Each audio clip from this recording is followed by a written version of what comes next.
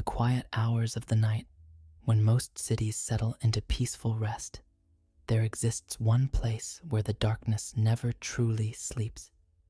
A city where the skyline cuts jagged shapes into the clouds and the streets hum with a low, restless pulse. This is Gotham, a world built on cracked stone, flickering streetlights, and a history so heavy that the very air seems to carry memories of everything that happened within its walls. Tonight, we are going to drift gently into the heart of this city. Not the heroic Gotham you see in stories, but the real Gotham, the one that breathes like a living organism. A place filled with fear, mystery, corruption, beauty, and sorrow. A place that many believe they could survive, but very few ever would. So as you settle in, let your breathing slow and allow your mind to follow us through the shadows. This will not be a frightening journey. It will be calm, steady, and soft, like a quiet walk through a strange and ancient place. We are simply here to understand Gotham and to understand why life inside this city would test even the strongest soul. Let us begin. Gotham is not just a collection of buildings or streets. It feels alive in a way that startles most newcomers. When you step into the city for the first time, you may notice the air itself feels thicker, almost as if it carries the weight of generations. The faint scent of rain mixes with the smell of old brick and metal, creating a quiet heaviness that rests against the skin. The sky above is rarely clear. Clouds gather in long, drifting shapes that seem to hang low over the rooftops, giving the city a muted, dreamlike glow. As you walk through the streets, the first thing you would feel is the sense of being watched, not in a frightening way, but in a deep, unsettling way, as if the city studies everyone who enters. Gotham observes your steps through the reflections in dark windows, through the eyes of weathered stone gargoyles perched high on Gothic ledges, and through the soft rustling of newspapers sliding across empty sidewalks. It has a presence that follows you without ever revealing itself fully. The buildings are tall and narrow, standing close together, as if huddling for warmth in a city that rarely offers it. Their windows are dim and tinted, hiding stories behind thick glass. Some towers stretch upward like monuments from a forgotten century, carved with ornate patterns and stained by years of pollution and rain. Others are modern and efficient, yet somehow still feel old, as if the city refuses to let anything remain untouched by time. If you listen closely, you will hear the low sound of the city breathing.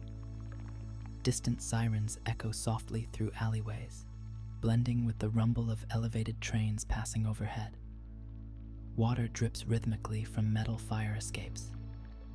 Neon signs buzz faintly, flickering against damp brick walls. Every sound feels heavier here, carrying the memory of everything that came before. People often imagine that they could adjust to Gotham, that they could live here if they needed to. But even on your first night, the city begins to test you. The shadows feel deeper, stretching across sidewalks as if trying to guide your steps, or perhaps mislead them. Street corners feel unfamiliar no matter how many times you pass them. The alleys are long, winding, and filled with quiet echoes that make every footstep sound like it belongs to someone else. It is not the danger that would overwhelm you at first. It is the atmosphere, the emotional pressure, the sense that Gotham wants something from you, even if you cannot tell what that is. Some say the city chooses who it keeps and who it rejects. Some say it can sense fear, weakness, or innocence, and responds differently to each one. But most agree that Gotham makes you feel small in a way that no other place does. There is a strange beauty to the city despite all this. The river reflects lights that shimmer across the water like broken stars. The bridges that cross it rise in sweeping arches, carrying the faint glow of lanterns swaying slightly in the wind. Pigeons roost on statues worn by time, their wings fluttering into the cool night air. Even the rain here feels different, falling in slow, measured drops that echo softly off rooftops and pavement. Yet beneath that beauty lies something heavy and unspoken. Gotham has a long memory. It remembers pain, injustice, corruption, and loss. The stones beneath your feet have seen riots, sorrow, and secrets buried beneath decades of silence. When you walk through the city, you are not simply a visitor. You are an unwritten story stepping into a place filled with 1,000 others. For most people, this sensation alone would be overwhelming. The feeling that the city is larger than you, older than you, and far more complex than you could ever understand. Gotham does not comfort newcomers. It tests them quietly, observing how they react to the weight of its presence. And for many, this is where survival begins to slip away. Not through violence, not through crime, but through the slow realization that Gotham City does not bend to you. It shapes you, whether you want it to or not. This is the first truth of why most people would never survive Gotham City. Once the initial strangeness of Gotham settles in, you begin to notice something else. A quiet tension woven into the air, almost invisible at first glance. It does not rush toward you or announce itself loudly. It simply sits beneath every moment, like a faint vibration beneath the pavement. Gotham is a city that has carried pain for so long that the suffering becomes part of its foundation, flowing gently through the alleys and streets like a low hum. You would notice it most in the faces of the people. Gotham citizens walk with a certain heaviness in their eyes, as if carrying memories they would rather forget. Their shoulders are slightly hunched, not out of fear, but out of long-term exhaustion. They have seen things that would unsettle most newcomers, and over time, their emotions have been worn smooth by the constant grind of survival. In other cities, people pause to greet one another. They step aside with soft smiles, holding doors or offering nods of kindness. In Gotham, those gestures are rare, not because people lack compassion, but because they have learned that trust carries risk. They walk quickly, look straight ahead, and avoid lingering in places where danger grows quietly like a vine along the edges of the night. You may notice the small details of their caution. The way a mother grips her child hand tightly when crossing the street. The way a shopkeeper locks the front door long before closing time. The way commuters sit near the front of buses, close to the light, choosing seats that let them keep an unobstructed view of the aisle. This caution becomes instinctive, not paranoia, just survival. Most new visitors to Gotham find this behavior unsettling at first. You might think people are unfriendly, distracted, or withdrawn. But if you lived here long enough, you would understand that every citizen is protecting themselves from something unseen but deeply familiar. They have built emotional barriers to shield themselves from the weight of constant loss. Gotham is a place where people disappear quietly, sometimes without leaving anything behind but a few whispered memories. A coworker who suddenly stops showing up. A regular customer who no longer walks through the door. A neighbor who leaves their porch light on for a few nights before fading entirely from the building. These vanishings are not always tied to criminals or dramatic events. Sometimes they happen because life in Gotham slowly erodes hope, pushing people away piece by piece. This emotional erosion is difficult for newcomers to endure. In a normal city, you might find comfort in small routines. a favorite cafe, a friendly driver, a familiar store owner. But in Gotham, routines are fragile.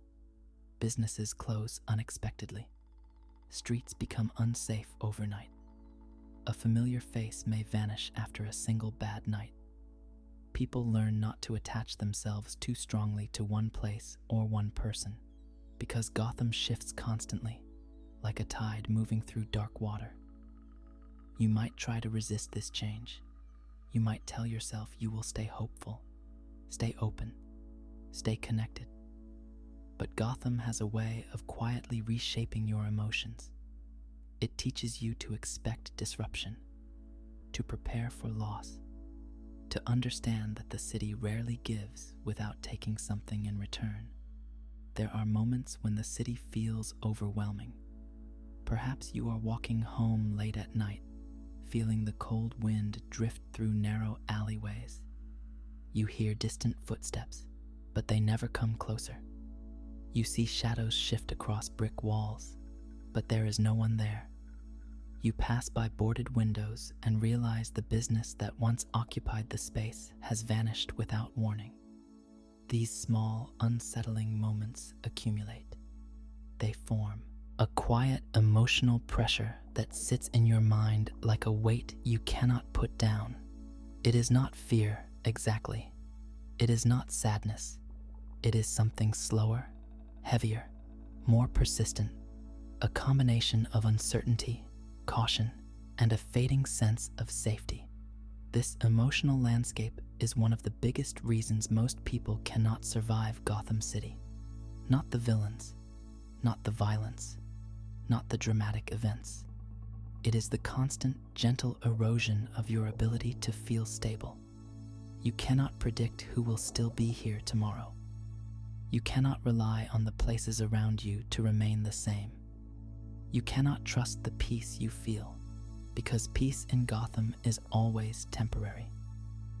And over time, this does something to the mind.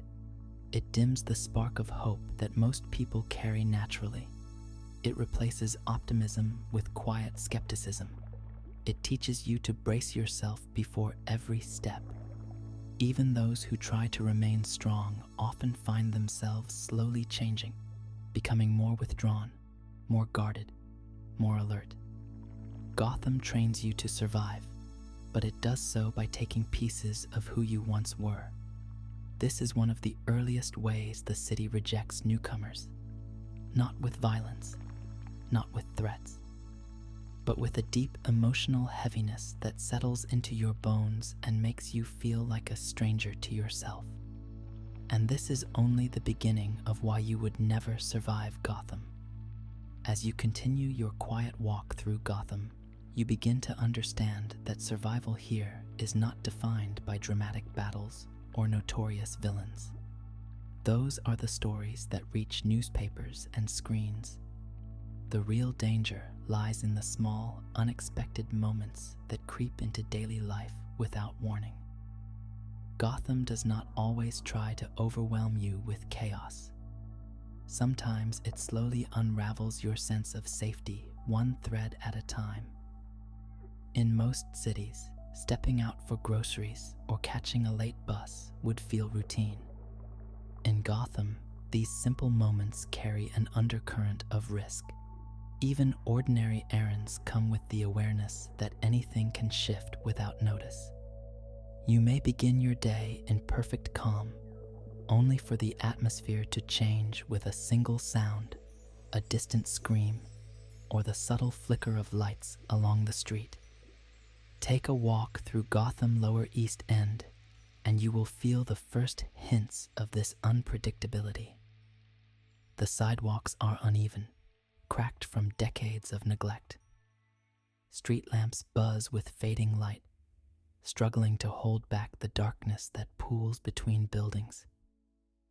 You may pass a group of strangers standing quietly at a corner, their faces unreadable, their eyes following you without expression.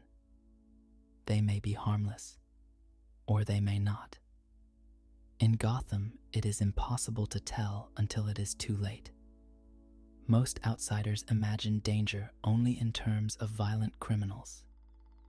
But Gotham proves that danger takes many forms, some subtle, some strange, some simply born from the city itself.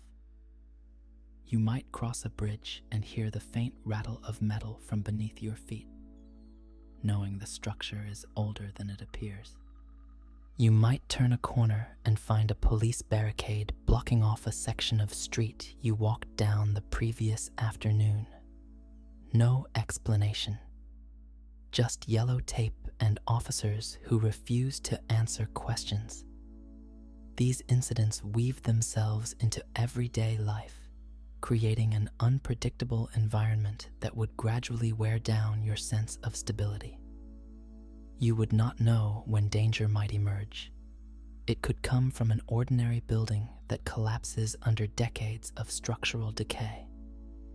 It could come from fumes leaking out of a forgotten chemical plant on the outskirts of town.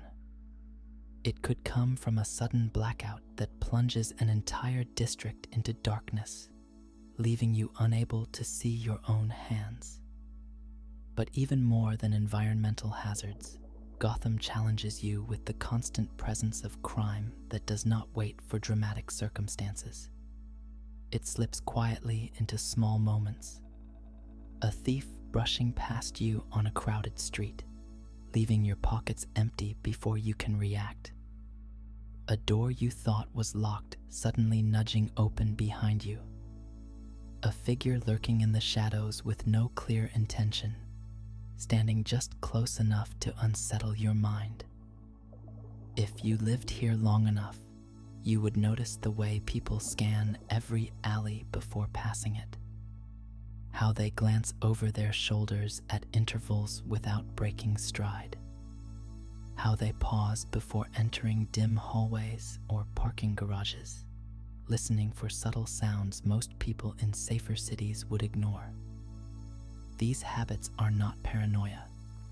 They are survival instincts woven into daily behavior. There are neighborhoods in Gotham where the danger is even quieter, almost impossible to identify until it is directly in front of you. Some districts are controlled by organized families who keep to themselves. They rarely make headlines, but their influence winds through the city like invisible currents. You might walk into a small restaurant without realizing it belongs to a group that does not welcome strangers. Even sitting at the wrong table could draw unwelcome attention, though no one will raise their voice or threaten you. They will simply stare, and you will feel a heaviness in your stomach that tells you to leave before something shifts. The subway system is another place where reality feels fragile.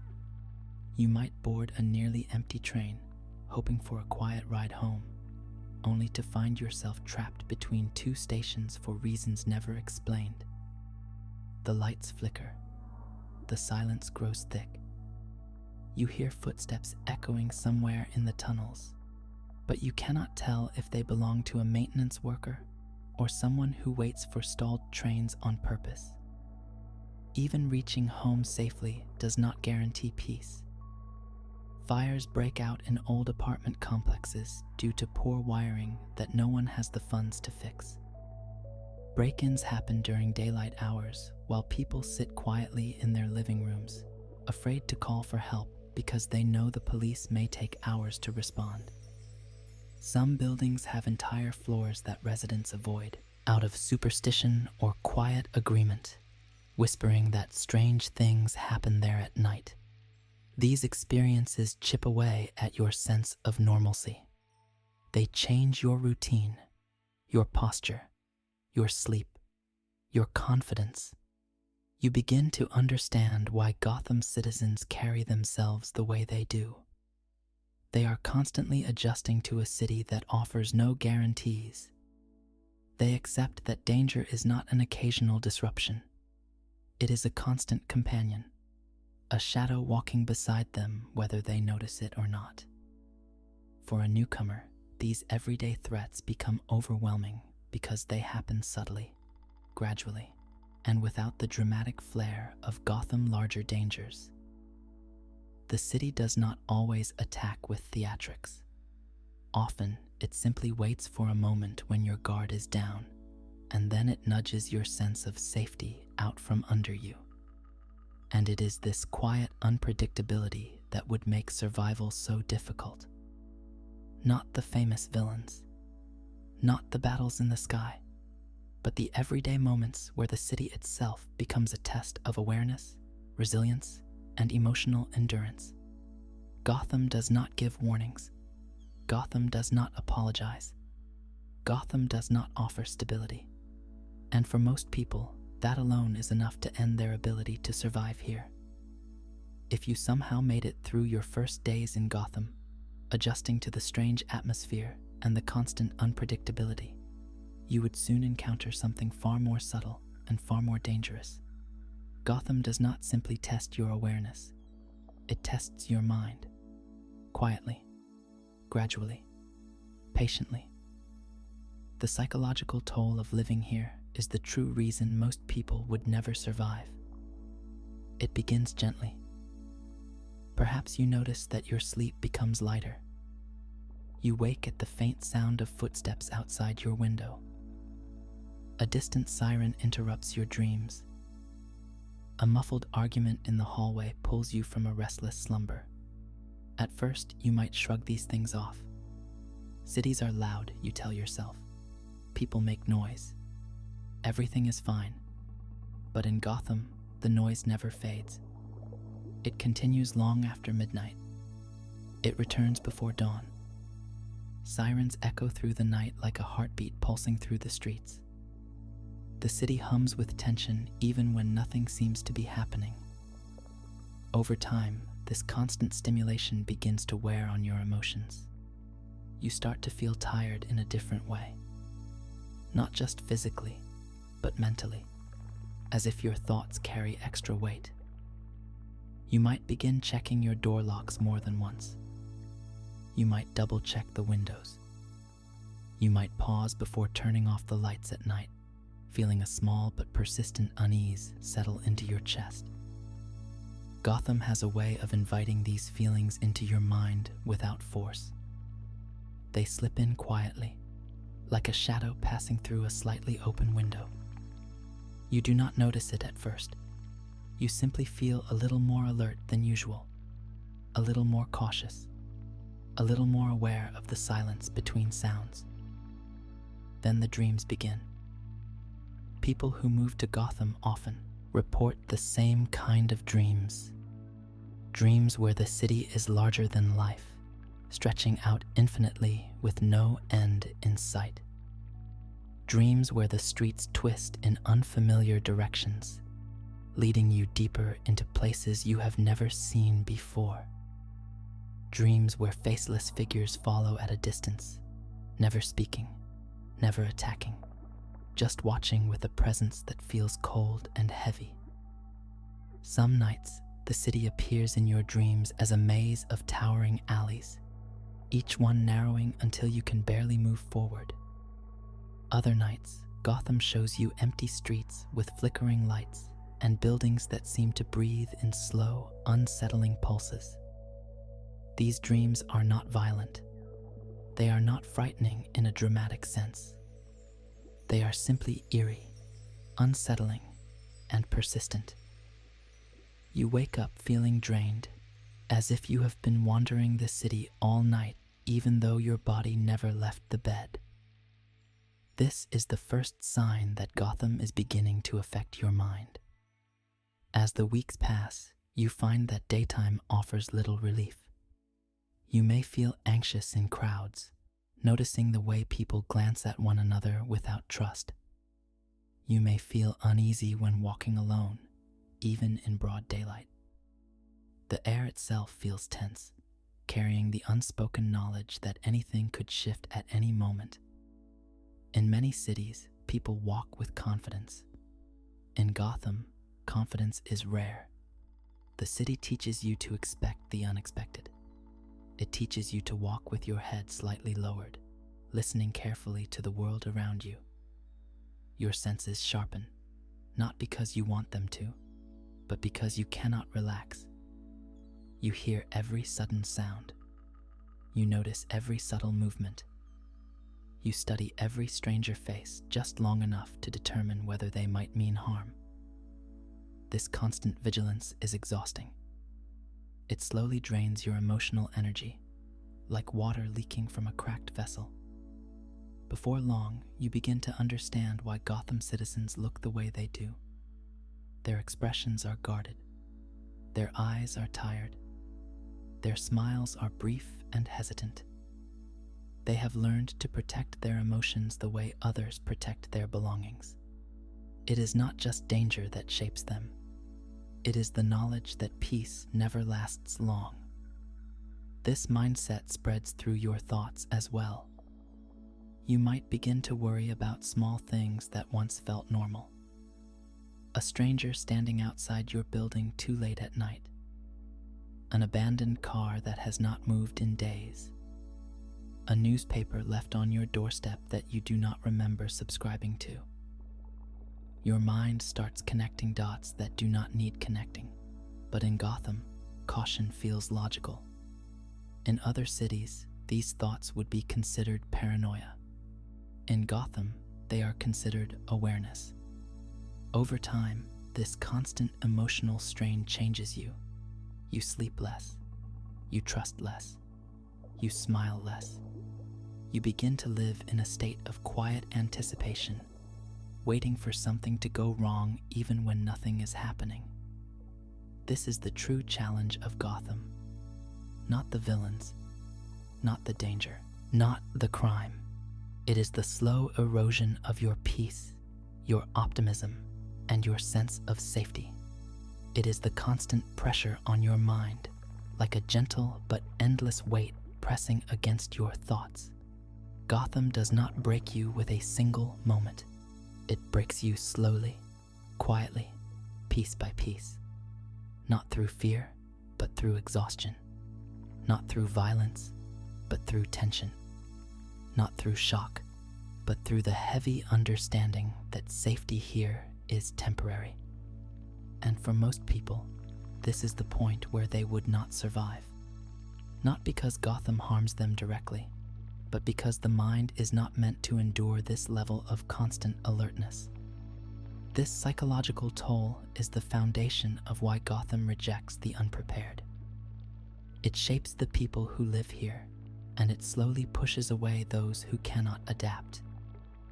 And this is only the first part of the journey. When people imagine danger in Gotham City, the first name that comes to mind is the Joker. They picture bright colors, chaotic laughter, and unpredictable violence.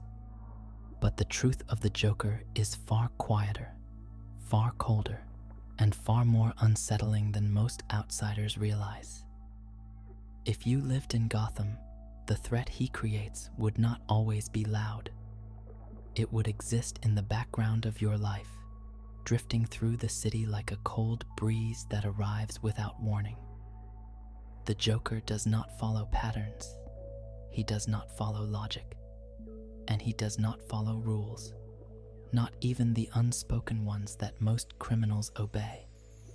This unpredictability alone makes him impossible for any civilian to survive, because you cannot prepare for someone who does not think within the boundaries of human reason.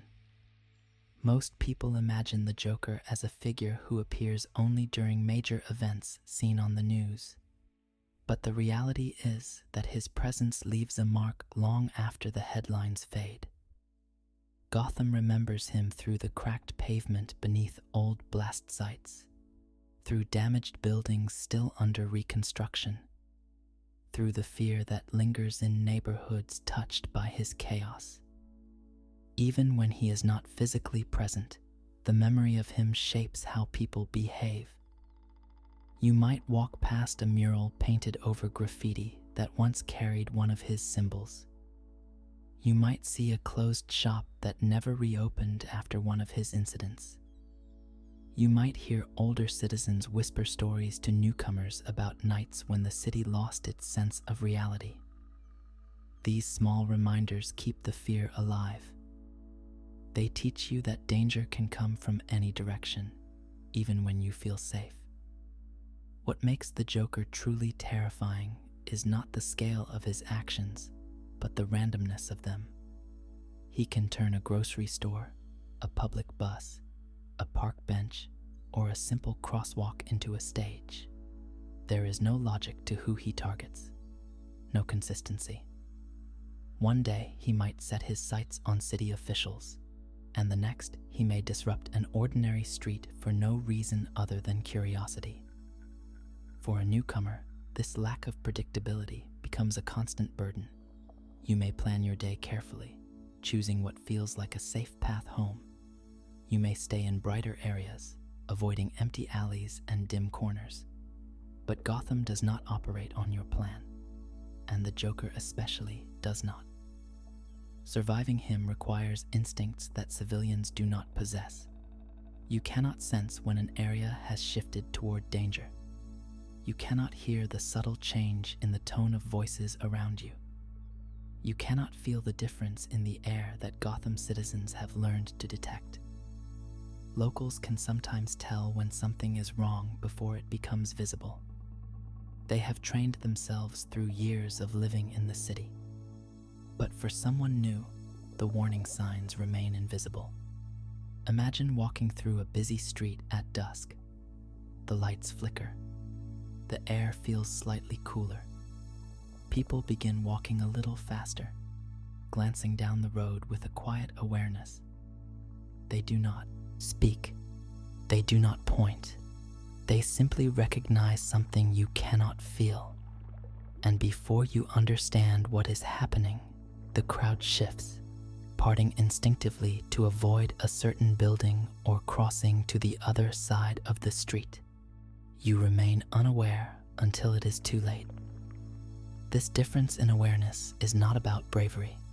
It is about adaptation. Gotham citizens carry unspoken knowledge that newcomers lack. The Joker thrives in this gap. He thrives where people do not know what to expect. He thrives where fear can bloom quietly, spreading through minds like a whisper. What most people do not understand is that the Joker rarely sets out to harm individuals. He sets out to create reactions, to test the limits of sanity and stability, to see how far human emotions can be stretched before they snap. Civilians become collateral in these experiments, not because he seeks them out, but because they are the easiest elements to manipulate. Your greatest mistake in Gotham would be believing that danger announces itself. The Joker does not. He arrives in silence.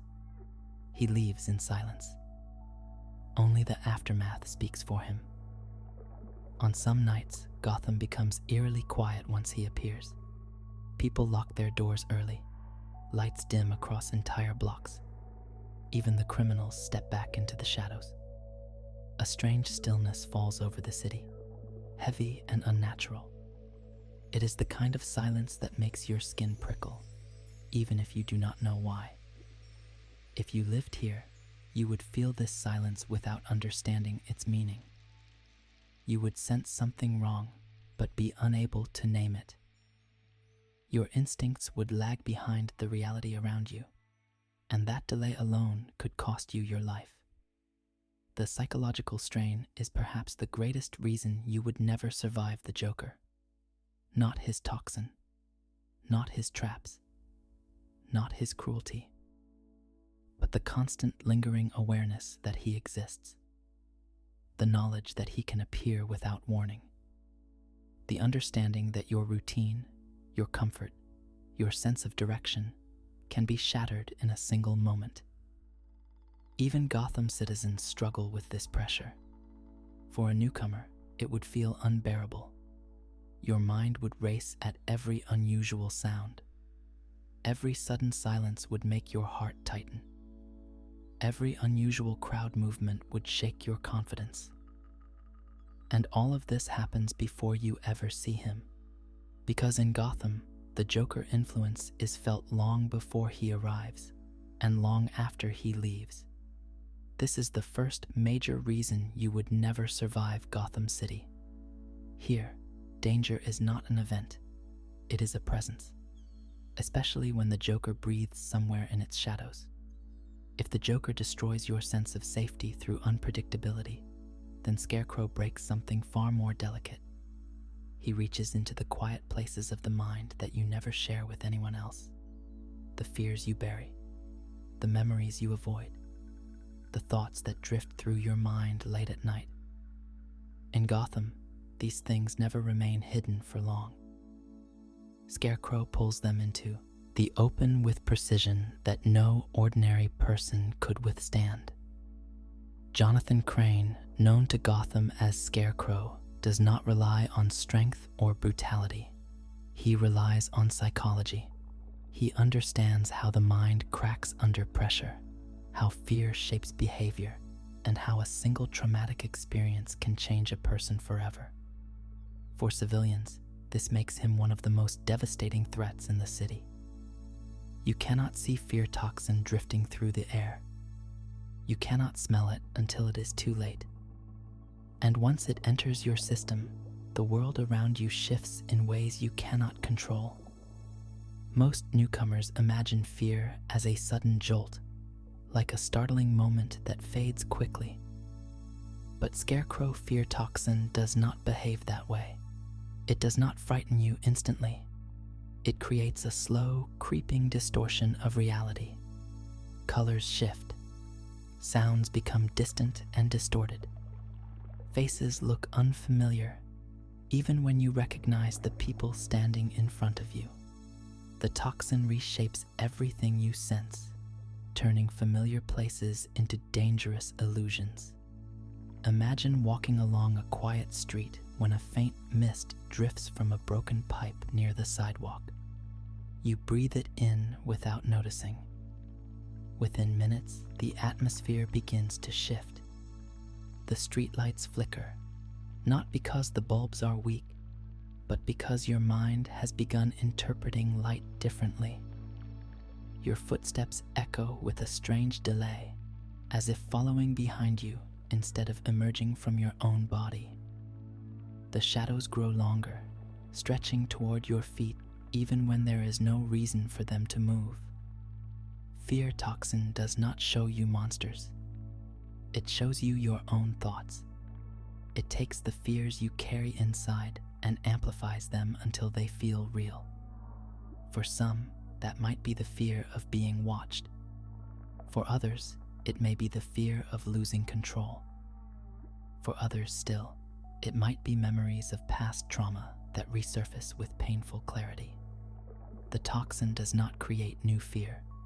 It magnifies the old ones you try to ignore. A civilian, untrained and unprepared, would have no chance of maintaining composure under this influence. Your breathing would quicken. Your heart would race. Your body would go cold, then hot, then cold again as panic surged through your bloodstream. Your mind would shift rapidly between dread and confusion, unable to determine what is real. This confusion becomes dangerous in a city like Gotham. You may think you are running from a threat that does not exist, only to run into real danger without realizing it. You may believe a stranger is following you when they are not. You may lash out at someone who is trying to help. You may collapse from panic in the middle of an empty street, unable to move because your mind believes it is trapped. And even after the toxin wears off, the effects linger. Civilizations built on safety cannot understand the aftermath of fear toxin. But Gotham residents live with it.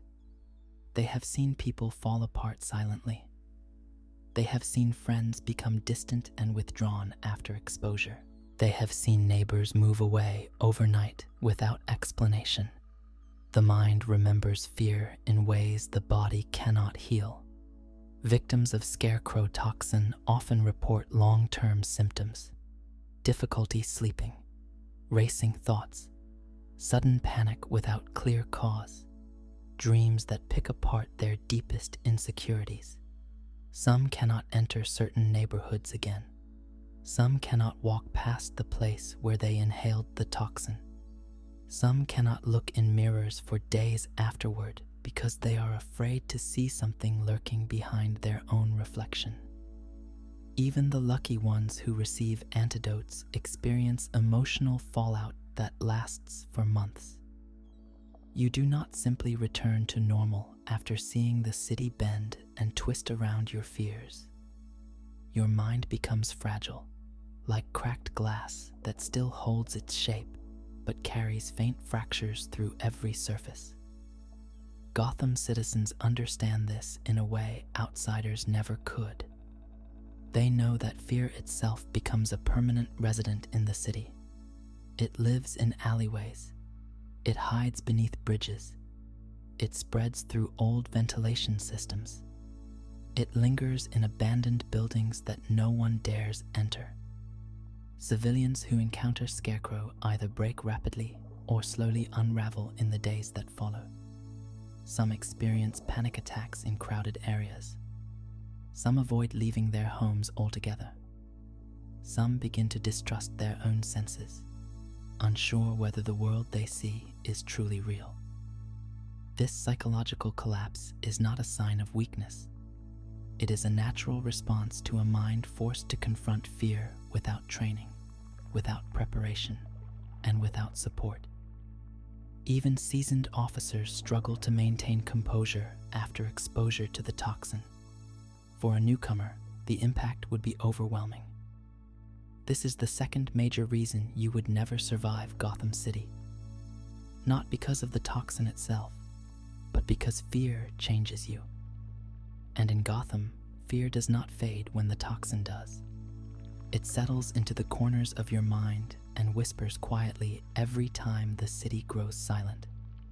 And with Scarecrow roaming its shadows, that silence becomes as dangerous as any villain. While the Joker breaks your sense of safety and Scarecrow fractures your mind, Poison Ivy threatens something far more subtle. She makes the world around you turn against you without warning. In most cities, nature is a comfort. Parks bring peace. Trees offer shade. Flowers soften the edges of tall buildings. But in Gotham, nature does not feel gentle.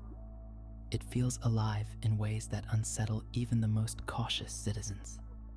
Poison Ivy commands plants with an understanding deeper than science and far more ancient than technology. She sees nature as a living force, one that she believes must be protected at any cost. And she considers Gotham citizens intruders, pressing their weight onto a world that was never meant to hold so many. Her presence transforms the city in quiet ways that most newcomers would never recognize until too late. You might walk through Robinson Park one afternoon, enjoying the rare sense of calm the greenery brings. The trees sway softly in the breeze. The air carries the scent of fresh leaves and damp soil. Sunlight filters through branches overhead, painting warm shapes on the path. It feels peaceful, almost comforting. But that comfort is fragile, like a thin layer of warmth over ice that can crack without warning. Ivy influence spreads through the ground itself. Roots beneath your feet may stretch farther than they should, reaching through soil in unnatural patterns. Leaves along the edge of the path may shift slightly, as if responding to your footsteps. You might brush your hand against a flower and feel a faint electric tingle, a sign that the plant is not simply decorative. It is awake, connected to something far more aware than any ordinary ecosystem. Most citizens avoid sitting on the grass in certain areas of the park. They know better than to trust bushes that sway without wind, or vines that grow too quickly across abandoned fences. Newcomers do not understand these signs. They step into unfamiliar clearings. They touch unfamiliar plants. They breathe in the scent of unfamiliar blossoms. And they do not realize that some of these plants react to the presence of people Ivy does not welcome. A faint brush against your ankle might be a vine testing its reach. A sudden sweet fragrance drifting through the air might be a plant releasing pollen meant to disorient. A whisper of movement behind you might be branches shifting in ways they should not move. You would not notice any of this until your breathing grew heavy and your vision softened at the edges. Ivy plants can induce dizziness, confusion, and sleep with gentle efficiency. The toxins they release blend with the air until you cannot distinguish natural scents from dangerous ones. In Gotham, nature is not passive. It listens. It responds. And under ivy influence, it protects itself from anyone who threatens its balance. Even the safest neighborhoods feel her presence on certain nights. Citizens wake to find vines creeping along their window frames, reaching toward warm light as if searching for something. Some mornings, small spores drift through the air like floating dust, shimmering faintly in the dawn. The city quietly adjusts when these signs appear. People choose different routes to work. Schools close parks without making official announcements. Families avoid certain blocks until the scent of earth grows faint again. A newcomer would not know these unspoken rules. You would walk through a street lined with ivy wrapped around lampposts and think it is nothing more than poor building maintenance. You would see overgrown hedges and assume the city has not trimmed them. You would inhale the floral scent drifting through the air on warm nights and never suspect danger in something so beautiful. This innocence is what makes survival so difficult. Poison ivy does not need to confront you directly. She does not need to speak or appear. Her presence alone can shift the atmosphere in ways that affect the unprepared mind and untrained body. In some parts of Gotham, buildings appear abandoned when ivy influence spreads. Vines curl through broken windows, weaving themselves into shapes that resemble guardians standing watch. Flowers bloom in corners where sunlight never reaches, glowing faintly with unnatural color. Citizens instinctively avoid these areas. They know ivy is nearby, and that her plants do not distinguish between the guilty and the innocent. To her, you are part of the problem. A human who walks without understanding the soil you tread on. A visitor who breathes without respecting the air that moves through the city. She does not see you as an enemy, or even as a target. She sees you as a disruption, and nature, under her command, removes disruptions quietly. The true danger of poison ivy is not aggression, but subtlety. There is no warning before her plants react. There is no announcement before toxins drift into the air. There is no way to reason with roots or thorns or petals that move with intention. This is why civilians stand no chance. You cannot fight nature when it does not want you to survive. You cannot run from something that surrounds you in every direction. You cannot detect danger that smells like flowers and looks like beauty.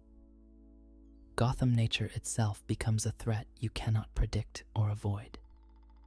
It shifts around you, shaping your path, testing your presence, and reminding you that survival here requires instincts far beyond what any outsider carries. And with ivy influence spreading quietly through the soil, even the calmest walk through a park becomes a silent test that most people would fail. If poison ivy turns nature itself into a quiet adversary, then Gotham offers another category of danger that newcomers can never prepare for. Creatures shaped by tragedy, science, and mutation move through the city in ways that defy normal understanding. They do not appear every day, but their presence affects every part of life. You do not need to meet them to feel the weight of their existence. In Gotham, their stories linger like cold air drifting through an open window. The first of these is Mr. Freeze. Victor Freeze moves through Gotham with a purpose born from heartbreak. His suit keeps his body at impossible temperatures, and wherever he walks, the air drops sharply. For a civilian, encountering this cold is almost impossible to survive because it does not feel like natural winter chill. It feels sharp, metallic, and hollow, as if the warmth is being pulled directly out of your skin. If Freeze wanders through a district during one of his desperate attempts to save his wife, the first warning sign is the sound of brittle ice cracking along walls. Frost begins forming across windows like delicate lace. Breath becomes visible even indoors. Electricity flickers as the sudden cold drains energy from the air. A newcomer might pause to admire the shimmering frost patterns. Local. Residents know to run. The temperature can drop fast enough to numb your fingers before you even understand what is happening. Your lungs tighten. Your heartbeat slows. Your joints stiffen. Panic sets in not because of fear, but because your body begins to shut down. You cannot escape cold that moves faster than you can think. And Freeze, driven by grief, rarely notices civilians caught in the edges of his path. Beyond him, the sewers hold another quiet danger: Killer Croc. Waylon Jones moves through the underground system with the steady patience of a predator who knows he cannot be challenged in his domain. The sewers beneath Gotham are vast, winding, and older than most of the buildings above. The tunnels echo with the sound of rushing water, shifting metal, and distant mechanical rumbling. It is a place where sound carries strangely. You may hear something near you even when it is far away. Or worse, you may hear nothing at all even when something is very close. A newcomer might think the sewers are empty. They would be wrong. Croc blends into the dark water with frightening ease. His scales catch faint light and shimmer like wet stone.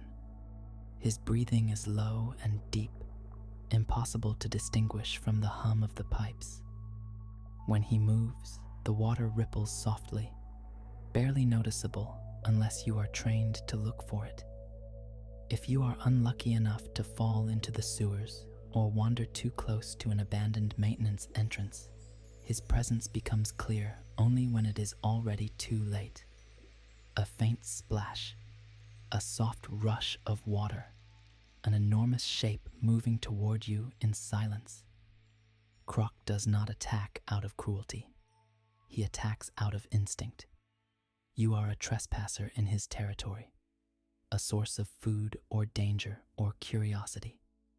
Civilians do not survive encounters with him because they cannot outrun, outfight, or outthink a creature made to live in darkness that most humans cannot navigate.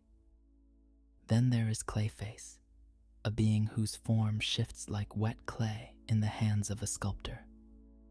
Basil Carlo once walked as a man, but the transformation he experienced turned his body into something fluid, flexible, and nearly indestructible. For the average person, Clayface represents a kind of danger that feels impossible to comprehend. He can mimic voices. He can disguise himself as ordinary people. He can hide in shallow puddles or flow beneath doorways. You cannot predict where he will appear or what he will look like. This uncertainty alone could break a civilian sense of trust. If Clayface chooses to hide within a crowd, you would never know. If he chooses to follow you through the city, you would not hear him.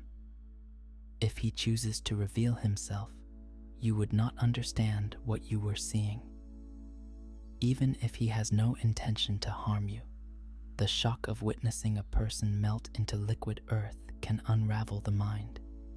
The human brain is not meant to process shapes shifting without explanation. The mere sight of Clayface is enough to push some people into panic or confusion. For newcomers, this mixture of environmental danger, metahuman threat, and psychological strain would be impossible to survive. Gotham does not offer warning signs. It does not label dangerous areas clearly. It does not give civilians time to adapt slowly. Instead, everything happens at once. Cold drops into the air with no transition. Water moves in the sewers without visible cause. A stranger face shifts into another shape without reason. These events happen in the background of Gotham life, quietly influencing behavior and forcing citizens to adopt instincts that cannot be taught in other cities. Locals know which streets Freeze has affected. They recognize the faint smell of chemical frost. They know which sewer grates should never be approached. They know when a person's voice sounds slightly off, slightly hollow, slightly wrong. Newcomers have none of this knowledge, and the learning curve is unforgiving. These three threats alone demonstrate why Gotham is not just dangerous. It is unpredictable, shifting, and alive in a way that challenges every sense a human possesses. To survive here, you would need more than awareness. You would need instincts shaped by trauma, sharpened by years of experience, and reinforced by constant exposure to the impossible.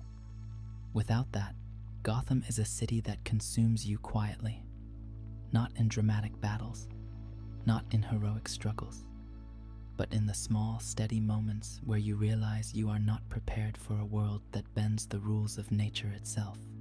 There is a part of Gotham that does not appear on any map, a hidden layer beneath the surface, older than the criminal empires and more deeply rooted than the corruption seen in the streets. This layer is shaped by whispers, by secrets, and by shadows carved into the bones of the city. It is ruled by the Court of Owls, a silent organization that has watched Gotham for centuries, guiding it with an invisible hand that never reveals its full shape. The Court of Owls is not a myth in the childish sense. They are not ghost stories told around campfires. They are a force of influence so deeply entwined with Gotham history that even the oldest buildings seem to carry their memory in the cracks along their walls.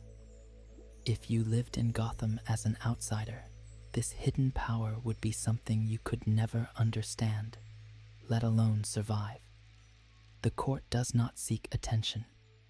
They do not broadcast threats or announce their presence. Instead, they move quietly, studying those who step into the city and deciding whether they belong. The people of Gotham whisper about them with caution, never fully acknowledging their existence, but never dismissing it either. Citizens know the signs without being taught. They know which buildings carry a stillness that feels unnatural. They know which neighborhoods have windows that reflect too little light. They know that certain districts fall silent during the night for reasons no one explains. A newcomer would walk through those areas without noticing anything at all. At first glance, Gotham elite appear like any powerful class in a major city. Wealthy, connected, and influential. But beneath their polished exteriors lies a legacy of control passed down through generations. Families who sit at the center of the court shape decisions that ripple through the city like slow-moving tides. They choose who rises and who falls. They decide which neighborhoods flourish and which decay. They shape the narrative of Gotham future without ever stepping into the public eye. For an outsider, this hidden influence becomes dangerous because you cannot see the strings being pulled. You may believe that your struggles are coincidental, that your safety is random. But in Gotham, almost nothing is random. And when the court decides a person does not belong, their influence works quietly, pushing circumstances against that individual until leaving the city feels like the only option. But the court does not simply manipulate events. They have something far more terrifying that a civilian could never escape: the talons. Talons are assassins shaped by a mixture of science and myth. They sleep in hidden chambers beneath the city, preserved in unnatural conditions until the court awakens them. Their bodies are pale, cold, and trained for precision. They move without sound, cutting through shadows as if they were part of the darkness itself. Their resilience is unnatural. Their strength is refined. Their speed is beyond human. A Talon does not hunt loudly. They stalk the city with patience, following their target for hours, days, sometimes weeks, waiting for the perfect moment. A civilian would never sense their presence. The air would not shift. The shadows would not betray them. They would simply appear when the court decides it is time. Imagine walking home late at night through a quiet district. The streetlights flicker slightly, but you think nothing of it. The wind moves through narrow alleys, brushing against your coat. You step beneath an archway between two old buildings, and for a moment, the air feels colder. You do not hear anything, but something in your body senses a shift, a faint tightening in your chest. That is the moment a Talon watches you from above, perched silently along a ledge you never noticed. You continue walking, unaware that eyes follow your every step. A seasoned Gotham citizen might sense the danger. A newcomer would not. For the Court of Owls, you are not a threat. You are a variable, an unknown, a person who walks without understanding the rules of the city they control. Most outsiders never even realize they are crossing paths with the court influence. They simply begin to feel pressure building around them. Perhaps they lose a job unexpectedly. Perhaps they find themselves involved in an incident they did not cause. Perhaps people they meet become distant or cautious without explanation. These are not coincidences. They are the soft movements of the court adjusting the pieces of the city to fit their design. The psychological strain this creates can break a person long before a Talon ever reaches them. You begin to feel watched even when you are alone. You begin to doubt your decisions. You begin to sense that something invisible moves around you, shaping your path. This is not paranoia. This is Gotham revealing its deeper layer, and no outsider can survive that kind of pressure without losing pieces of themselves. The court thrives in silence. They thrive where people refuse to believe in them. They thrive in the space between rumor and reality. This is why they are so dangerous. You cannot fight a threat you cannot see. You cannot prepare for a danger you do not believe exists. You cannot survive in a world shaped by forces that move beneath your awareness. The Court of Owls is not a part of Gotham. They are Gotham. And for anyone unprepared to understand that truth, survival becomes impossible long before the danger becomes visible. Gotham is famous for its crime. It is known for its villains. It is feared for its corruption. But beneath all of that is a layer of danger that most outsiders never expect. A layer that is older than the mob families, older than the city government, and older even than the Court of Owls. It is the supernatural energy woven through Gotham's soil like roots of an ancient tree. This energy shifts quietly, influencing the city in subtle ways that even lifelong residents struggle to understand. If you lived here, you would feel it long before you ever recognized it. You might step onto a narrow street late at night and sense that something unseen is moving behind you, even when the air is still. You might hear a sound that does not belong to any animal or person you know. You might see shadows shift in patterns that feel deliberate, as if the darkness itself is alive. These sensations are not imagination. They are Gotham's ancient pulse, a force that draws metahumans, spirits, demons, and things that do not follow the laws of the world you know. Some of these forces drift through the city like quiet observers. Others interact with Gotham in ways that civilians cannot endure. One of the oldest influences in the city is tied to magic. Old buildings in Gotham have foundations built on land where forgotten rituals once took place. Some carry symbols carved into their beams, hidden by centuries of renovations. These symbols hold energy that lingers, affecting the environment around them. Residents sometimes describe these buildings as having moods. Days when they creak more loudly. Nights when lights flicker without electrical issues. And rare moments when they feel colder inside than the chill outside their walls. A newcomer might simply call this poor construction. But locals know better. They understand that some structures breathe more deeply than others. Then there are places where strange phenomena happen without explanation. Neighborhoods where time seems slower. Streets where sound travels oddly. Old tunnels where technology fails. Abandoned churches that echo even when empty. These areas are not marked on any official map. Citizens learn them through whispered stories, through careful observation, or through mistakes they never repeat. If you wandered into one of these places unaware, you might feel sudden unease settle into your body. You may feel as if someone stands behind you even when you are alone. Your senses would become confused. Your mind would race without clear reason. Your heart would beat faster with no visible threat. This is Gotham Unseen Layer reminding you that something else exists here. Something not human. Something not predictable. Something not meant to be understood casually. Beyond these subtle forces, Gotham attracts metahumans whose powers distort reality in ways civilians cannot survive. Some manipulate shadows directly. Some alter the flow of time around themselves. Some disrupt gravity. Others feed on fear or despair, drawn to Gotham like moths to a flame. Imagine walking down a street where gravity suddenly feels slightly off, as if the ground pulls at your feet with uneven weight.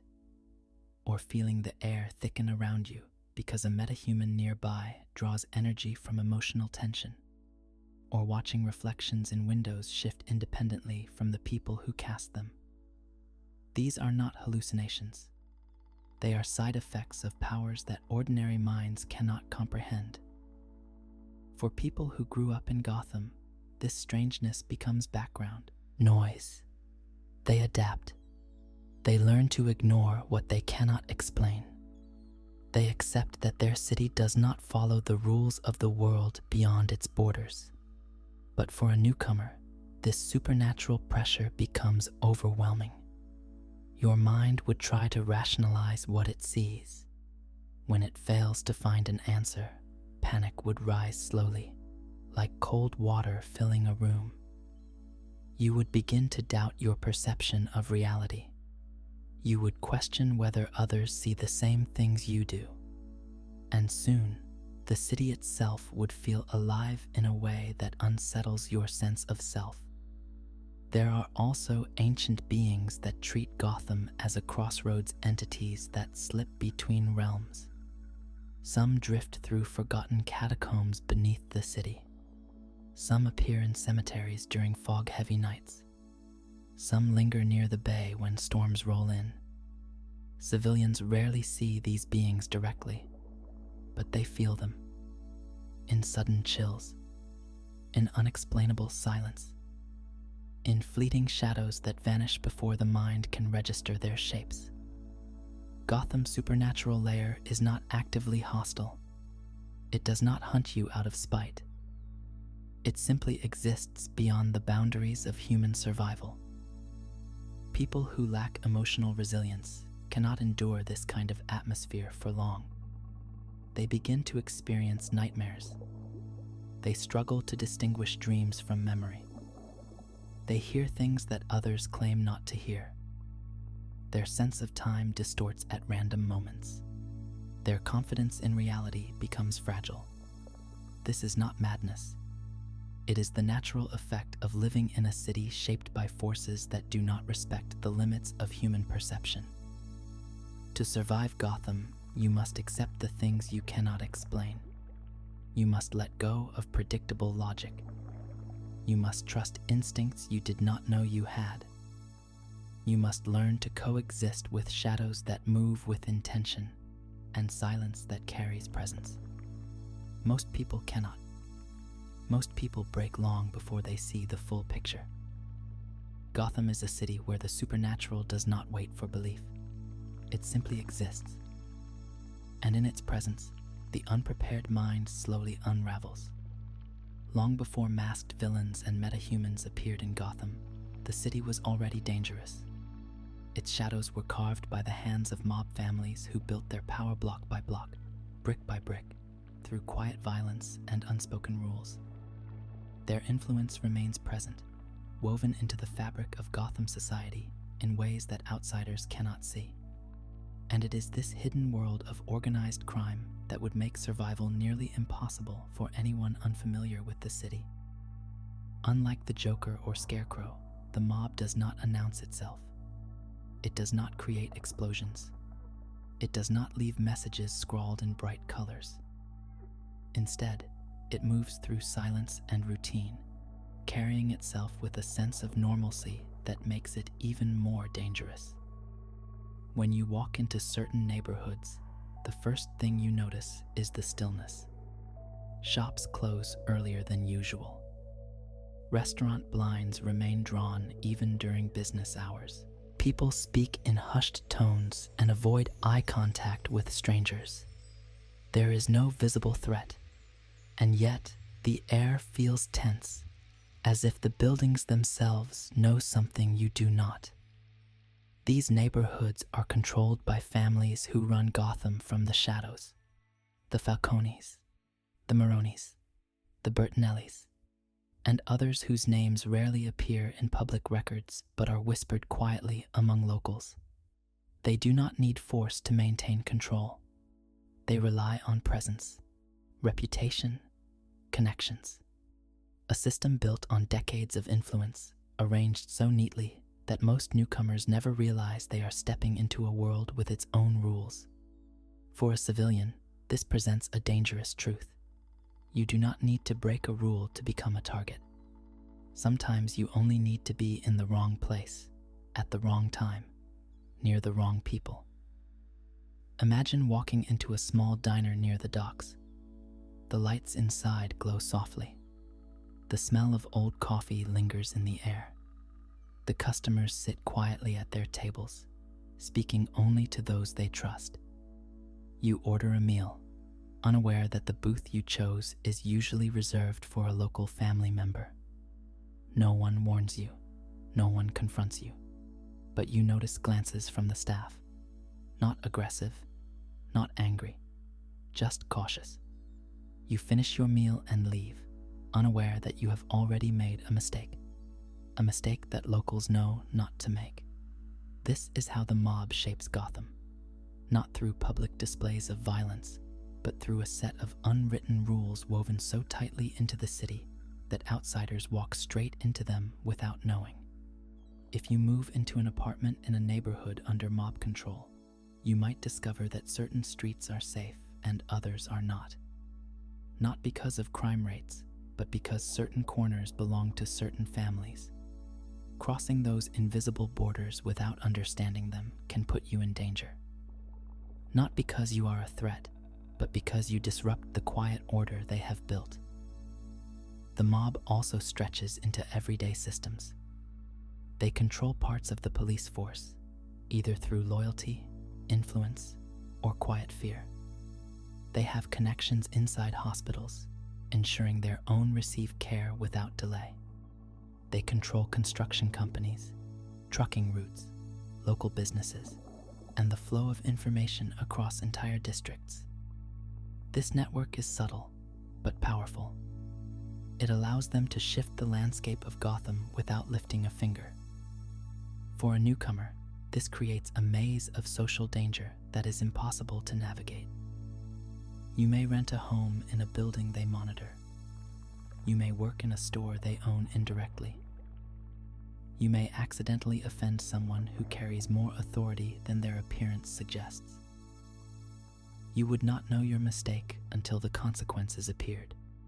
A sudden increase in rent, a job termination that seems unfair, a vehicle appearing to follow you at night, a stranger knocking at your door to deliver a vague warning. This is not theatrical danger. It is quiet, methodical, and deeply rooted in tradition. Gotham citizens grow up learning how to avoid these pitfalls. They know which businesses to avoid after dark. They know which families to never mention by name. They know which blocks to cross quickly and which alleys to never enter at all. They know which conversations to leave without asking questions. These instincts develop naturally over time, like the way a tree grows toward the sun. But a newcomer would not have these instincts. You would walk directly into situations that locals spend their entire lives learning to avoid. This is why survival becomes nearly impossible in Gotham. Not because the mob is openly hostile, but because the mob follows rules you do not know. And beneath all of this lies an even deeper layer of corruption in the systems that should protect you. Police who hesitate to respond in certain neighborhoods. Judges influenced by quiet conversations behind closed doors. Detectives who ignore certain crimes because they understand the consequences of interfering. In Gotham, justice has blurred edges. It bends under pressure. It moves according to the highest influence, not the highest morality. The mob families have shaped this system for decades, creating an environment where the innocent are not always safe and the guilty are not always punished. This quiet, invisible web of power is something few outsiders ever understand until they are caught in it. And by then, it is too late. Gotham is not ruled only by its villains. It is also ruled by its families. And these families shape the city in ways that make survival a delicate balance of awareness, silence, and instinct. For most newcomers, that balance is impossible. Even if you manage to avoid the Court of Owls, the supernatural lair, and the grip of Gotham organized crime, there would still be one final force capable of ending your chances of survival. It is not a villain. It is not a creature. It is not a person lurking in the shadows. It is Gotham itself. The city does not rest. It does not stabilize. It ages faster than it heals, and it breaks faster than it rebuilds. The structures beneath its surface are older than anyone realizes. Tunnels collapse, pipes burst, roads split, bridges creak under the weight of years, and the infrastructure shifts with the same unpredictability as its people. Most newcomers underestimate this. They imagine that danger comes only from criminals or masked figures. But in Gotham, the environment can be just as deadly as any villain. Consider the sewer systems. They stretch for miles beneath the city, forming a hidden network of passages built during eras when safety codes were far less strict. Many tunnels have not been inspected in decades. Wooden supports rot quietly. Old stone cracks. In some areas, the ground above is so unstable that a single heavy step can weaken the ceiling.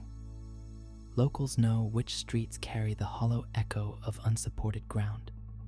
Newcomers do not.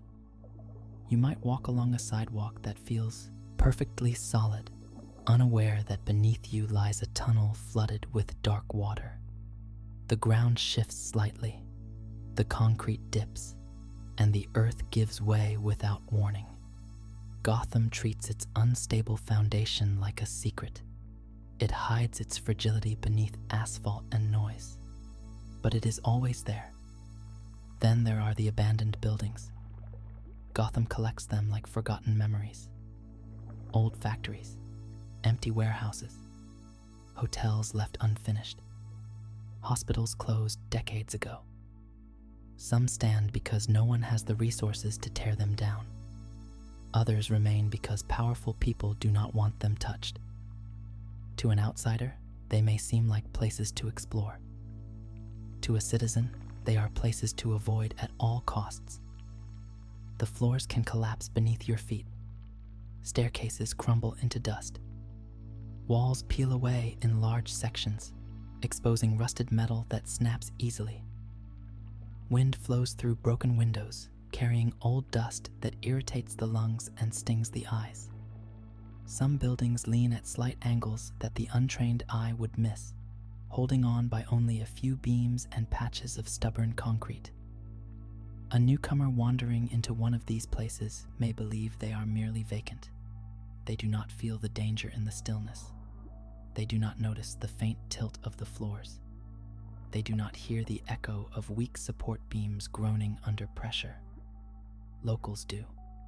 They can sense when a building is too quiet, too cold, too old.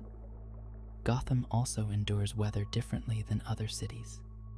Rain arrives in heavy sheets that flood streets in minutes. Storm drains overflow easily. Lightning strikes tall buildings frequently, shaking loose old stonework. Fog settles thick along river districts, reducing visibility to a few steps. The wind that sweeps through the Narrows arrives with sharp force, bending signs and rattling windows through the night. Even snowfall carries danger. Too much weight on ancient roofs can cause them to collapse unexpectedly. Icicles grow long and heavy, falling without warning. Power lines strain under freezing temperatures and snap loudly in the early hours of morning. Then there are chemical leaks. Factories in Gotham operate under outdated regulations. Barrels of unknown substances sit stacked in forgotten storage rooms. Civilians report strange smells drifting through neighborhoods at night, scents that burn the nose or produce faint dizziness. City officials issue vague statements that everything is safe, yet the symptoms appear frequently enough that locals know better. A newcomer might breathe deeply on a night breeze, unaware that the air carries things their lungs are not prepared for. Even the rivers hold danger. Currents shift unpredictably. Toxins leaked into the water years ago still linger in certain areas, glowing faintly beneath the surface under the right conditions. Floating debris gathers near the docks, sometimes the remnants of buildings that collapsed upstream. Some nights, the river itself emits a strange mist that clings to the shoreline, drifting through alleyways with a faint chemical scent. All of this builds into a simple truth. Gotham is a city constantly in motion, not through growth or progress, but through unstable decay. Its structures are worn. Its foundations bend under pressure. Its systems fail quietly. And when they fail without warning. This unpredictability makes survival difficult for anyone, but especially for those new to the city. You might be walking past a construction site when scaffolding built decades ago finally gives out. You might be driving under an elevated rail when old pipes burst overhead. You might be standing on a sidewalk when a sinkhole opens beneath your feet. These are not rare events. They are part of Gotham rhythm. Locals adjust. Newcomers do not. They trust structures that should not be trusted. They underestimate the age of the city. They assume stability where none exists. And so the city tests them. Not through malice, not through intention, but through the simple weight of time pressing against structures never meant to last this long. This is why Gotham feels alive. It breathes. It shifts. It changes shape without warning. It carries scars from every era, and those scars influence everything around them. Gotham is not merely a backdrop for danger. Gotham is danger slow, constant, and indifferent. And for most people, the city itself becomes one more force they cannot escape. If Gotham is dangerous because of its villains, its corruption, and its unstable foundations, there is one more force that shapes the fate of everyone who enters the city. A force that civilians almost never consider until they feel the consequences of living in a world that bends around him. That force is Batman. People imagine Batman as a hero who protects the innocent and brings order to the night. And this is true. He saves lives. He stops impossible threats. He keeps Gotham from collapsing under the weight of its own darkness. Without him, the city would fall quickly and catastrophically. But for a civilian, living in a city shaped around Batman is far more stressful than most imagine. Because Batman changes the rules of survival. He changes the behavior of criminals. He changes the structure of fear in Gotham. He changes the pace of danger itself. When Batman enters someone's life, it is never gentle. It is sudden, overwhelming, and deeply disruptive. He arrives in silence, moves in shadows, and vanishes without explanation. Civilians have no control over when they cross paths with him. They simply find themselves caught in the waves created by his constant battles. Imagine walking home late at night along a quiet street. The wind moves softly. The lights hum low. You hear something above you and assume it is a bird or loose metal. But then a dark shape falls from a rooftop nearby, landing without sound. A figure in a black suit stands partially hidden in the shadows, observing something you cannot see.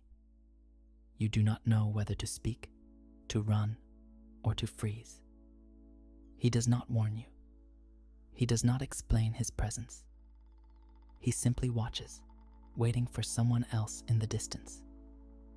You feel small under his gaze, aware that you are in the presence of someone who sees far more than you ever could. Before you gather your thoughts, he is already gone. This type of encounter might happen multiple times in your first weeks in the city. You begin to sense that Gotham movements are shaped by him.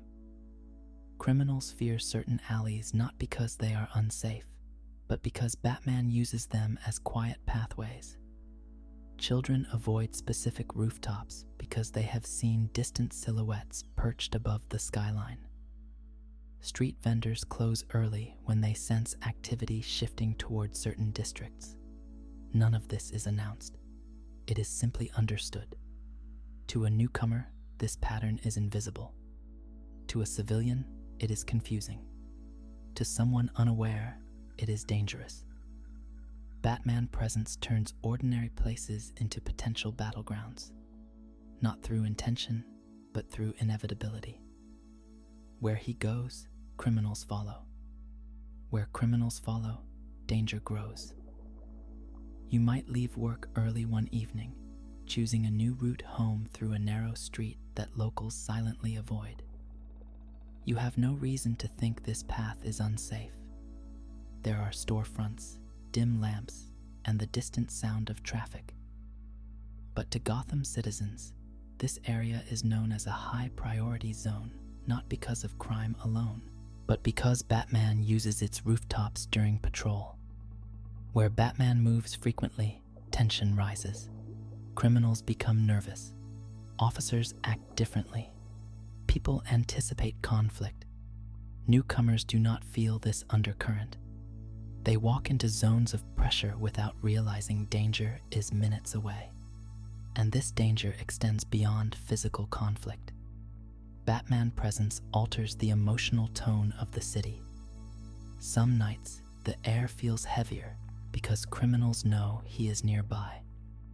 Other nights, there is an eerie calm because Batman has taken down a major threat, leaving the city momentarily quiet. Gotham breathes according to his actions, Its fear rises when he vanishes. Its tension breaks when he returns. Civilians adjust to this rhythm gradually. Newcomers have no chance. They misinterpret signs, misunderstand behavior shifts, and walk into places that feel normal but are not. This is how people become caught in situations they cannot escape. There is also the psychological weight of living under the shadow of a man who has dedicated his life to fighting darkness. You feel it even if you never meet him. You sense it in the way officers speak cautiously around certain topics. You hear it in the way citizens whisper stories late at night. You notice it in the way criminals act nervously, as though expecting him to appear at any moment. It is a silent pressure, an invisible gravity, a reminder that the city you live in is shaped by endless conflict that you can neither understand nor survive. And Batman, for all his heroism, operates with an intensity that overwhelms the unprepared mind. He does not act in half measures. He does not soften his presence. He does not slow down for anyone. His mission consumes every inch of the night, creating a world where civilians must adapt or be swept aside by forces far beyond their understanding. A newcomer is not built for this. They do not know the unspoken rules. They do not sense the shift in atmosphere when something dangerous approaches. They cannot recognize the signals that Gotham citizens have internalized after years of living under Batman's silent protection. This is why Batman, despite being the city's greatest defender, becomes another reason you would never survive Gotham. Not because he seeks to harm you, but because you live in the wake of someone who constantly walks into danger and drags the city into his orbit. And for those unprepared for that orbit, the darkness around him becomes too much to navigate. Gotham is a city shaped by fear, but not only the fear created by its criminals. It is shaped by the fear within its people, the quiet tension that settles into their bodies after years of living in a world that demands constant vigilance. Outsiders imagine Gotham as a place filled with dramatic battles between heroes and villains, but the truth is far more subtle and far more draining. The real danger is the emotional pressure that builds day after day until survival becomes a test of endurance most newcomers cannot pass. Living in Gotham means living with an invisible heaviness. It is not always loud or violent. It is a slow weight that presses on the mind, settling into your thoughts, shaping the way you move, breathe, and react. You feel watched even when you are alone. You feel unsafe even when nothing is happening. You feel as if something unseen is always shifting in the background, waiting to reveal itself. This emotional landscape forms because Gotham residents understand something outsiders do not. Danger in this city does not need to be visible to be real. A quiet street can be more threatening than a crowded one. A peaceful night can feel more unsettling than a storm. A still room can carry more tension than one filled with noise. Newcomers, unused to these sensations, often find themselves confused or anxious without understanding why. They assume the anxiety inside them is unreasonable, but in Gotham, the anxiety is a form of instinct. It is the body attempting to warn you of things your conscious mind cannot perceive. This unease grows stronger because of Batman, not because he intends it, but because his existence reminds civilians that danger never sleeps. If someone as skilled and relentless as Batman patrols the night, it means the threats around him must be even worse. You begin to wonder, quietly and constantly, if Batman is always out there, then what forces require him? What horrors move through the city unseen? What dangers grow when he is not present? These questions settle into the mind like cold air filling a room, creating a quiet dread that never fully leaves. Civilians who grew up in Gotham carry this weight in familiar ways. They know how to manage it. They know how to breathe through it. They know when to ignore it and when to trust it. Their instincts sharpened over years of exposure to the city rhythm. Newcomers do not have these instincts. They try to rationalize what they feel. They try to explain the tension. They try to treat Gotham like any other city. In doing so, they exhaust themselves mentally long before physical danger reaches them. After a few weeks, the emotional pressure becomes overwhelming. Sleep becomes difficult. Dreams turn vivid and unsettling. You wake frequently, unsure whether a sound outside your window was real or imagined. You begin to hesitate before stepping outside at night. You choose longer routes home because the shorter ones feel wrong, even if you cannot explain why. Your mind becomes cautious in ways you never expected. This emotional fatigue builds into something deeper: hyper-awareness. In Gotham, hyper-awareness is a survival trait, but for outsiders, it becomes a source of psychological strain. You start noticing every detail. Every footstep behind you feels threatening. Every shadow appears longer than it should. Every distant siren becomes a warning rather than background noise. Your senses sharpen to the point that rest becomes nearly impossible. The mind cannot sustain this level of vigilance forever. Eventually, cracks begin to form. Some newcomers develop chronic fear. They jump at small sounds. They avoid certain neighborhoods entirely. They hesitate to answer their door. Their world grows smaller and smaller as they retreat into safer spaces. Others become numb. They stop reacting to danger signs. They overlook warning behaviors. They grow disconnected from the environment around them. This numbness is equally dangerous because Gotham requires awareness to survive. A dull mind becomes an easy target for crime, manipulation, or environmental hazards. And beneath all of this lies a deeper truth. Gotham shapes your emotions according to its own rules. The city teaches you to fear the quiet, to distrust calm moments, to sense danger that has not yet arrived. But these lessons take years to internalize. For newcomers, the emotional transition is too abrupt. Their minds are not conditioned to handle the constant uncertainty. They cannot adapt quickly enough to an environment that shifts unpredictably from calm to chaos. This psychological pressure is one of the most overlooked reasons why people do not survive Gotham. Not because villains target them, not because criminals seek them out, but because the mind collapses under the unrelenting tension. Fear becomes exhaustion. Exhaustion becomes mistakes. Mistakes become danger. Living under Batman's shadow means living in a world where danger is always present, even when invisible.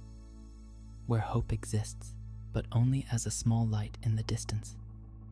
Where safety is temporary, fragile, and easily broken. Where the emotional landscape is shaped by forces larger than any civilian can comprehend. This is the emotional truth of Gotham. A city that drains you quietly, tests you slowly, and overwhelms you gently until survival becomes less about strength and more about enduring the weight of a world that never stops pressing in on you. Most people believe danger is something you can avoid by being careful. They imagine that if they stay alert, avoid dark alleys, and keep to busy streets, they can maintain a sense of control in Gotham City. But this assumption comes from living in a world where routines are stable and predictable. In Gotham, routines do not survive. The city slowly unravels them until even your simplest habits become fragile. Outsiders are used to schedules that make sense. You wake at a certain hour. You travel the same route to work. You stop at familiar stores. You return home with a sense of closure at the end of the day.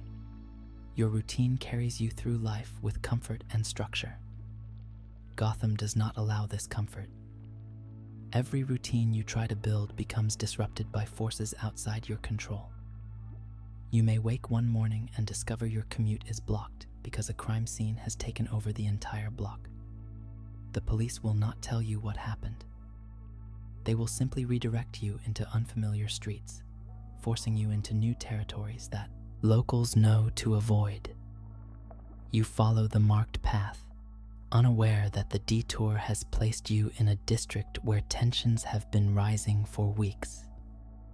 Or you may plan to shop at a particular store after work, only to find that the shop has closed early due to a rumor that someone dangerous has been seen nearby. The employees will not explain anything. They will simply close the blinds and turn the sign. Locals will nod knowingly and change direction. You, however, will stand confused, trying to understand why the city shifts without warning. Your favorite cafe might shut down for a week because the owner heard something unsettling from one of their regular customers. Your bus route might suddenly change due to a threat reported near a central station. Entire neighborhoods may go quiet for reasons that are never announced publicly. Each disruption seems small on its own, but together they create a pattern that slowly dismantles your sense of normalcy. You begin to anticipate sudden changes. You lose trust in your surroundings. You no longer feel anchored by routine. Every day becomes unpredictable, and this unpredictability wears down the mind in ways that cannot be seen at first. The loss of routine affects your ability to think clearly. You forget small tasks. You lose track of time. Your sleep schedule becomes irregular. Your body reacts with stress long before your mind finds the reason. In Gotham, even something simple like grocery shopping can become stressful. You pick a time when the streets feel quiet. You choose a familiar path. But halfway there, you notice a police car idling with no lights on. Two officers sit inside with tense expressions. Locals turn around and go home without hesitation. You, however, continue forward, unsure of the deeper meaning. This is not ignorance. It is lack of history. Gotham citizens carry memories that shape their decisions. They know which small signs should be avoided. They know when the city is restless. They know when to cancel ordinary plans. A newcomer learns these lessons only by experiencing danger firsthand. And sometimes, the first lesson becomes the last. Even when nothing happens directly to you, the constant collapse of structure affects everything in your life. You begin to overthink every movement. Should I take this street or that one? Should I go inside this building or avoid it? Should I walk home or call a ride? Should I step into this store or wait until tomorrow? These questions drain your energy. You stop feeling present. Your mind becomes scattered. Your focus weakens. This mental fatigue leads to mistakes.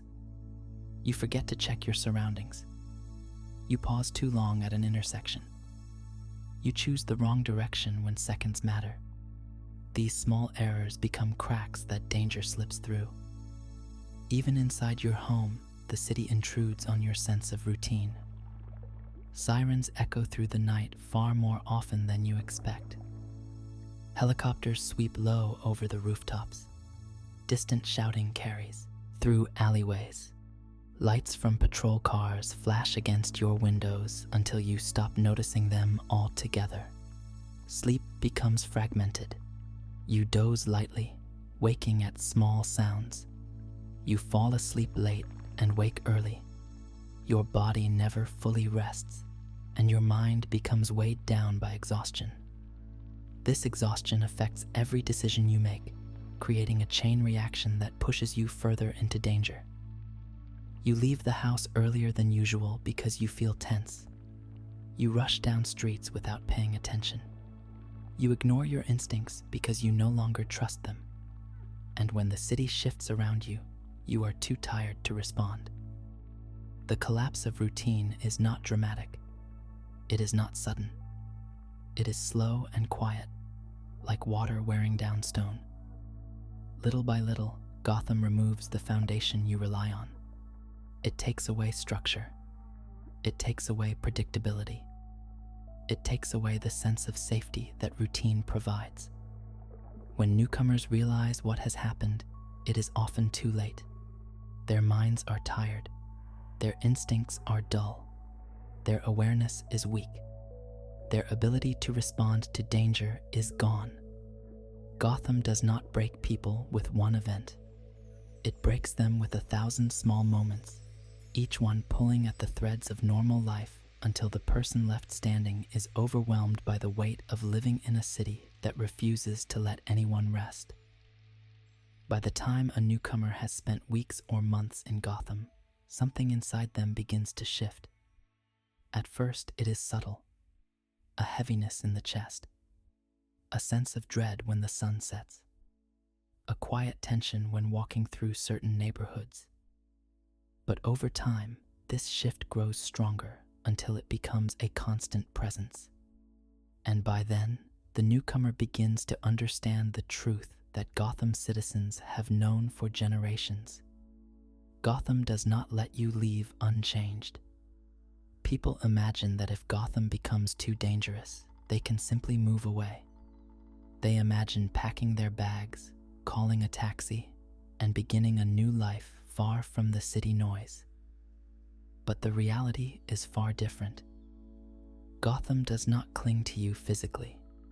It clings to your mind. You carry the city with you wherever you go.